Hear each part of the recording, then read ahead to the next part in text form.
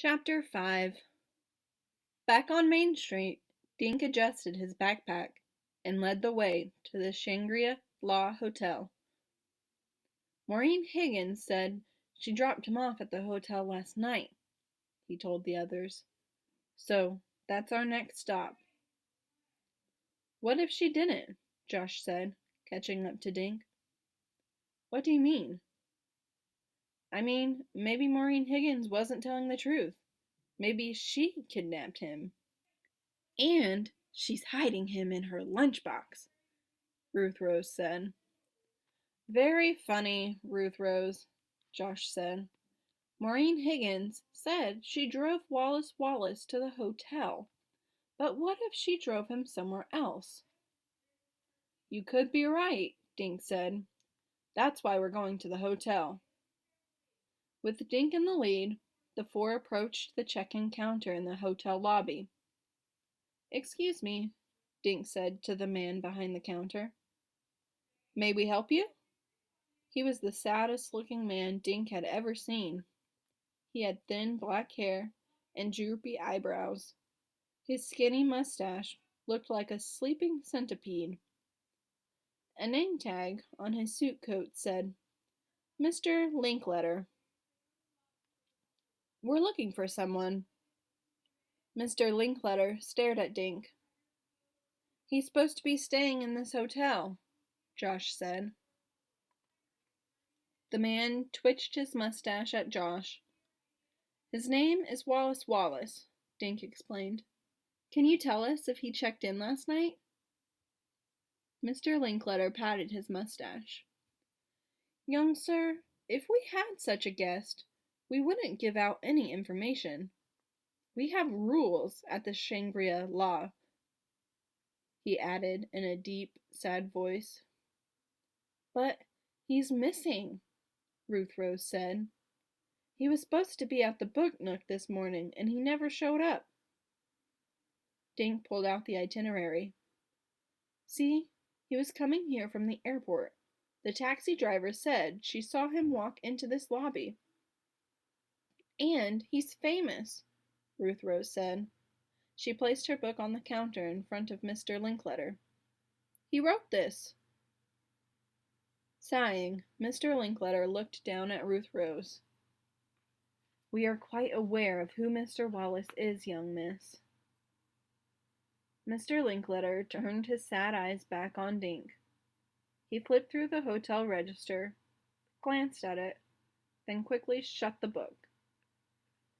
Yes, Mr. Wallace checked in, he said. He arrived at 8:05. He did? What happened after that? Mr. Linkletter pointed toward a bank of elevators. He went to his room. We offered to have his suitcase carried, but he preferred to do it himself. Have you seen Mr. Wallace yet today? Mavis asked. No, madam, I haven't seen him. Mr. Wallace is still in his room. Still in his room? Suddenly, Dink felt relieved. He felt a little foolish, too. Wallace Wallace hadn't been kidnapped after all. He was probably in his room right now. Can you call him? Dink asked. Mr. Linkletter tapped his fingers on the closed hotel register.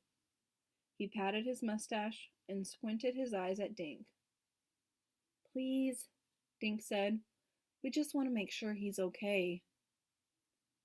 Finally, Mr. Linkletter turned around. He stepped a few feet away and picked up a red telephone. As soon as his back was turned, Josh grabbed the hotel register. He quickly found yesterday's page. Dink and the others crowded around Josh for a peek. Dink immediately recognized Wallace Wallace's signature, scrawled in big, loopy letters. He had checked in to room 303 at 8:05 last night. Dink pulled out his letter from Wallace Wallace and compared the two signatures. They were exactly the same. Josh dug his elbow into Dink's side. Look, he whispered. Josh was pointing at the next line in the register. Room 302 had been printed there. Check-in time was 8:15.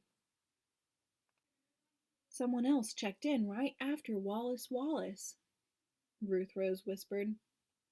But the signature is all smudged, Dink said. I can't read the name. When Mr. Linkletter hung up the phone, Josh shoved the register away. As Mr. Linkletter turned back around, Dink shut the register. He looked up innocently. Is he in his room? Dink asked. I don't know. Mr. Linkletter tapped his fingers on his mustache. There was no answer. Dink's stomach dropped. His mind raced. If Wallace Wallace had checked into his room last night, why hadn't he showed up to the book nook today? And why wasn't he answering his phone?